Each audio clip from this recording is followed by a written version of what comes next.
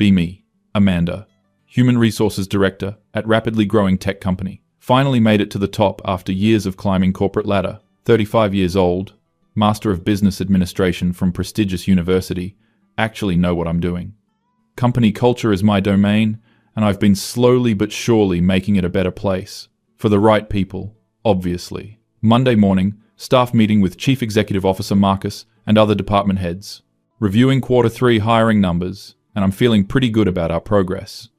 Engineering team, now 68% female, up from 42% when I started 3 years ago.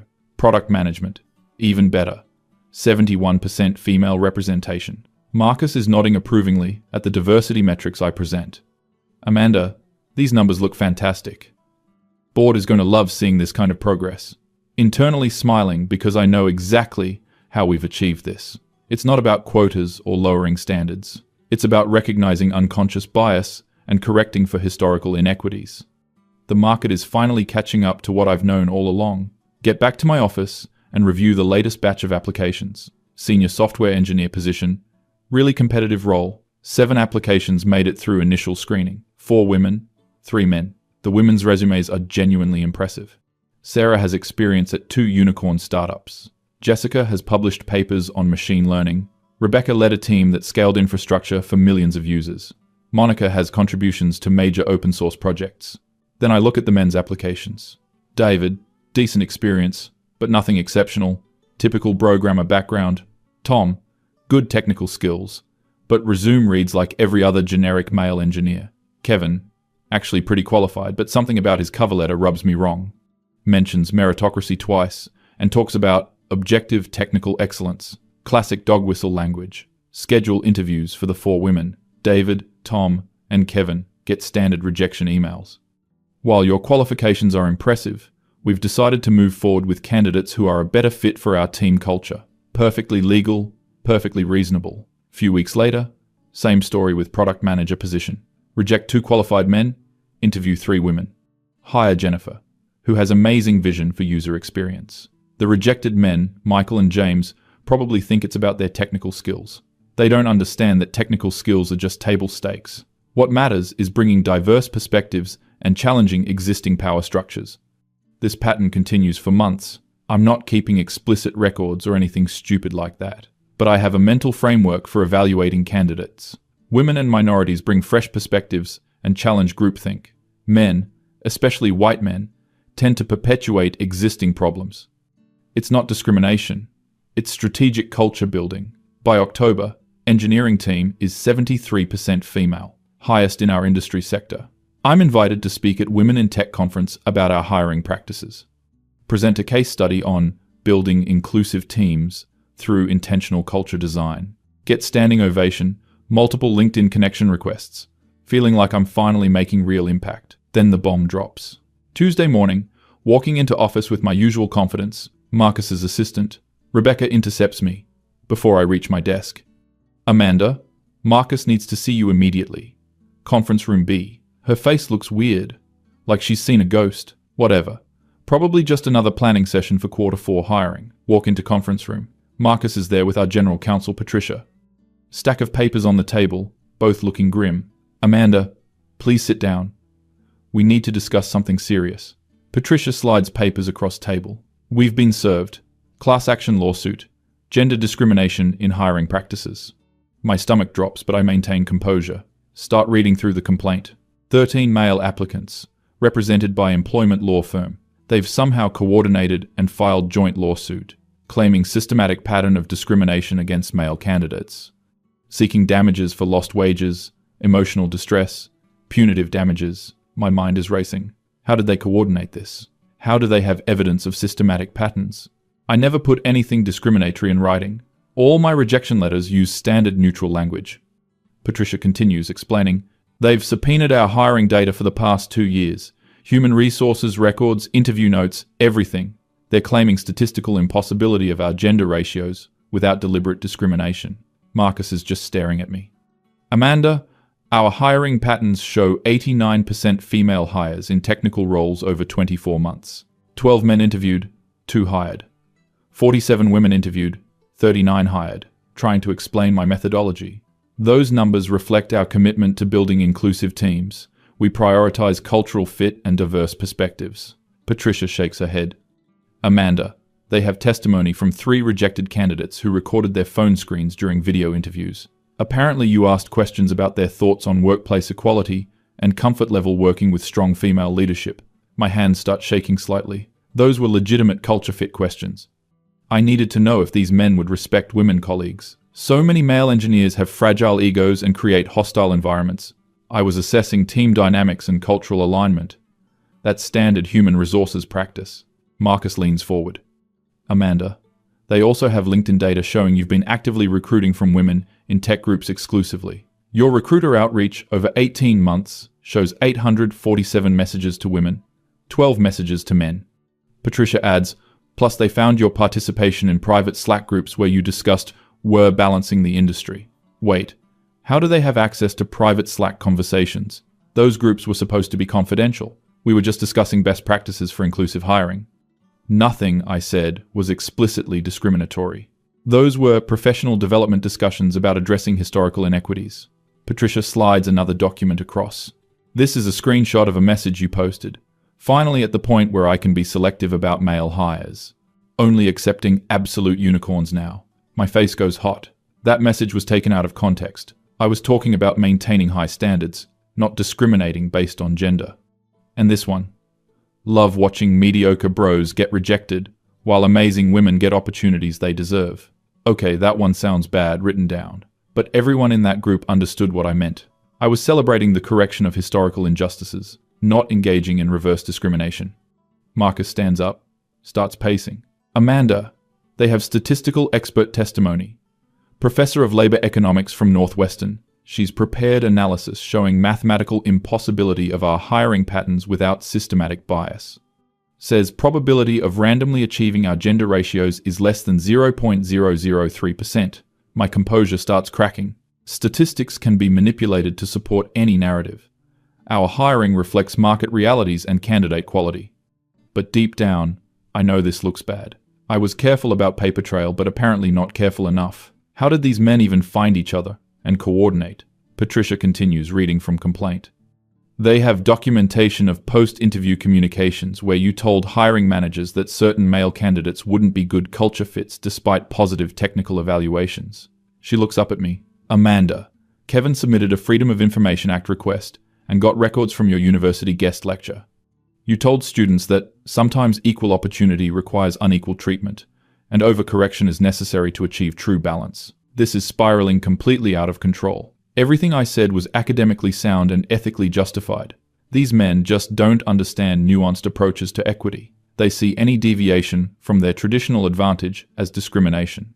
My academic presentations were theoretical discussions about systemic change, not hiring practices. Marcus stops pacing, looks directly at me. Amanda, they have testimony from 6 former employees. Women you hired who are willing to testify that you explicitly told them gender was a factor in their selection. My heart is racing. I might have mentioned to a few new hires that we were committed to improving representation. That was motivational, showing them they were part of positive change. I celebrated our commitment to diversity. That's different from discriminatory hiring. Patricia pulls out her laptop. They also recovered deleted LinkedIn messages where you coordinated with other human resources directors about male candidate management strategies. Oh God, the Women in Human Resources Networking Group.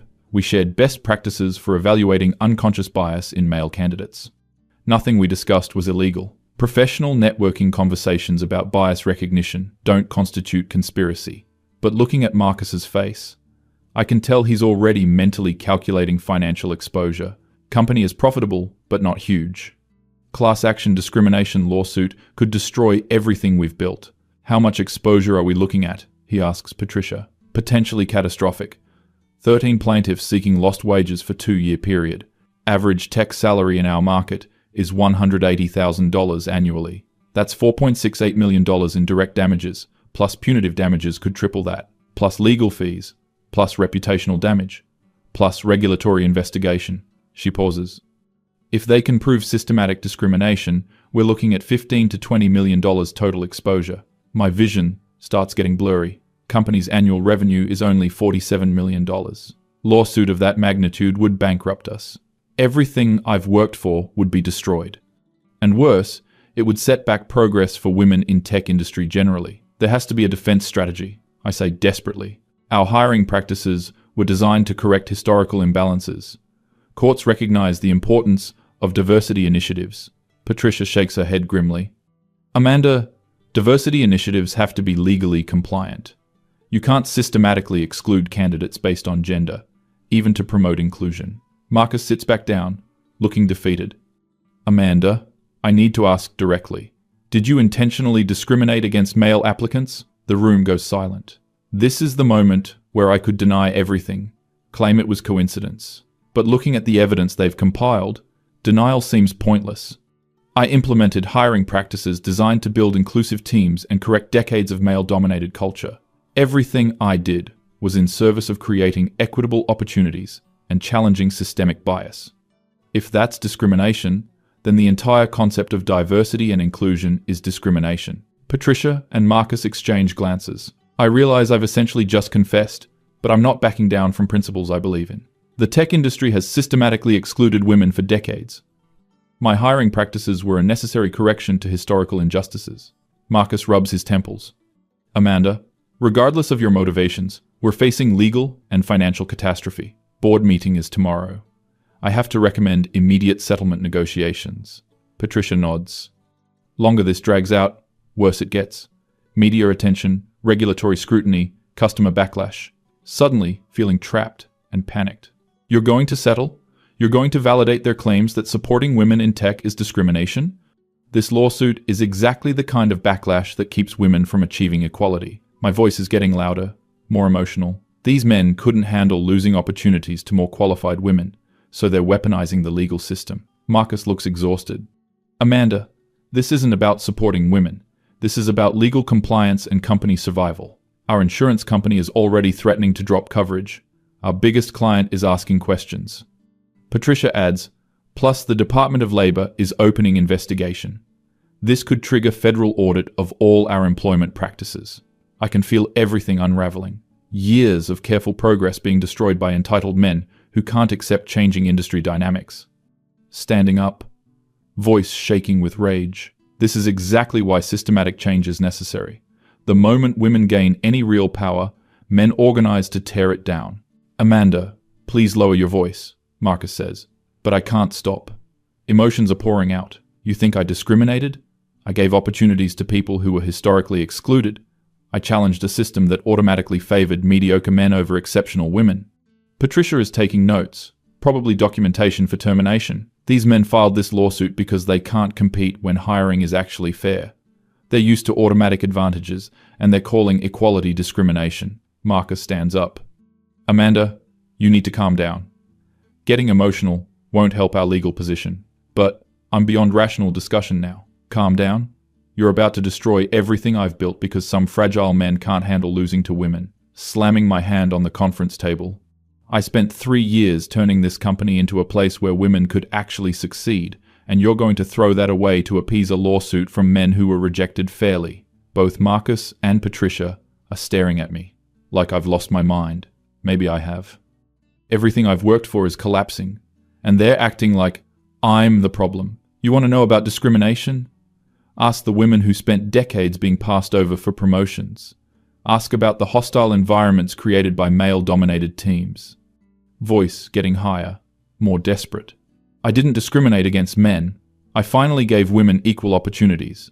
If that resulted in fewer male hires, it's because women are better candidates when bias is removed. Patricia closes her laptop. Amanda, I think you should take the rest of the day off. We'll continue this discussion tomorrow. The dismissal feels like a slap. You're suspending me? For defending inclusive hiring practices? Marcus nods sadly. Amanda, pending legal resolution, you'll be on administrative leave. Patricia will handle human resources functions temporarily. The betrayal cuts deep. After everything I've done for this company, after transforming our culture and achieving industry-leading diversity metrics, walking towards the door, then spinning back around. You're making the biggest mistake in company history. Those diversity numbers I achieved, that's what made us competitive. That's what attracted top talent. The women I hired are the reason our engineering team is the most innovative in our market segment. and you're going to destroy that to settle with rejected male applicants. Patricia and Marcus are just waiting for me to leave. They've already written me off, sacrificing me to protect themselves from legal liability. This lawsuit will embolden every mediocre man in tech. You're setting precedent that diversity equals discrimination. Voice cracking now. I was trying to save this industry from itself. I was creating opportunities for people who deserved them. And you're calling that wrong. Stumbling out of conference room. Entire office is staring. Rebecca pretends to be busy, but I can tell everyone heard me shouting. Walking past employees I hired, women who benefited from my inclusive practices, wondering if they'll understand why I fought for them. Getting to my office, hands shaking as I pack personal items. 3 years of building something meaningful. Progressive hiring practices, inclusive culture, industry recognition, all destroyed by men who couldn't handle losing opportunities to women. Computer screen shows email notification. Message from Kevin, one of the rejected applicants. Amanda, saw the news about the lawsuit. Just wanted you to know this isn't personal. We believe in equality too, but it has to work both ways. Deleting message without responding. He doesn't understand that, both ways, equality maintains existing imbalances. Real change requires intentional correction of historical inequities. These men are too privileged to recognize their advantages. Driving home, mind racing through everything that went wrong. How did they coordinate so effectively? How did they get access to private conversations? How did they compile such comprehensive evidence? Getting home, pouring glass of wine, checking LinkedIn. Industry news outlet has already posted article. Major tech company faces gender discrimination lawsuit. Comment section is brutal. Mostly men celebrating, saying things like, finally, accountability for reverse discrimination. Some supportive comments from women, but they're outnumbered. Few days later, Marcus calls with update. Settlement negotiations aren't going well. Plaintiffs want $12 million plus formal admission of discriminatory practices. Companies' insurers are refusing coverage, claiming intentional misconduct exclusion. Board is considering bankruptcy as preferable to paying damages. Sitting in empty house, realizing my career in human resources is probably over. No company will hire someone with discrimination lawsuit history. Even though I was fighting for progress, not discrimination. Even though everything I did was ethically justified. A week later, final devastating news. Company agrees to $8.5 million settlement. Includes formal admission that hiring practices violated equal opportunity laws. Marcus, Patricia, and entire leadership team blame me for crisis. I'm terminated for cause. No severance, no references.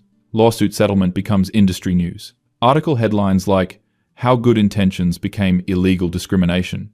My name is mentioned specifically as architect of problematic hiring practices. 6 months later, still unemployed. Every human resources position requires disclosure of lawsuit involvement. Progressive organizations won't hire me because settlement suggests wrongdoing. Traditional companies won't hire me because of discrimination allegations. Stuck in professional limbo. But the worst part is watching industry reaction. Companies are scaling back diversity initiatives out of fear of similar lawsuits. Men are using this case to argue that any pro-woman hiring is discrimination. All the progress I fought for is being systematically reversed. Realizing those 13 men didn't just win their individual case. They created precedent that will set back women in tech for years. They turned my efforts to achieve equality into example of why diversity is dangerous. They outsmarted me completely, and I never saw it coming. Late at night, looking back through old emails and LinkedIn messages, seeing how carefully they must have planned everything. Kevin saved our phone interview recording. David documented every step of application process. Tom connected rejected applicants through professional networks. They built airtight case while I thought I was being strategic. The most humiliating part is realizing I underestimated them. Dismissed them as typical mediocre men who couldn't handle competition. But they were smart enough to coordinate, collect evidence, and execute legal strategy that destroyed everything I built. They saw patterns I thought were invisible and used my own methods against me. Now industry uses our case as training example. Human resources directors learn about Amanda's mistake in discrimination prevention seminars. My name has become synonymous with illegal hiring practices. The men won completely. They got financial compensation for rejection. They destroyed company that rejected them. They created legal precedent protecting male applicants. They ended career of person who discriminated against them. And they did it all while claiming to support equality. Sitting here 12 months later, still fighting depression, still trying to rebuild career and reputation. still believing my principles were right even if my methods were wrong, but having to admit that 13 rejected men outsmarted and outmaneuvered me completely. They saw the system I created, understood its weaknesses, and destroyed it systematically. Everything I thought I was building, carefully and strategically, they unraveled with legal precision and financial devastation, leaving me with nothing but regret and industry-wide notoriety.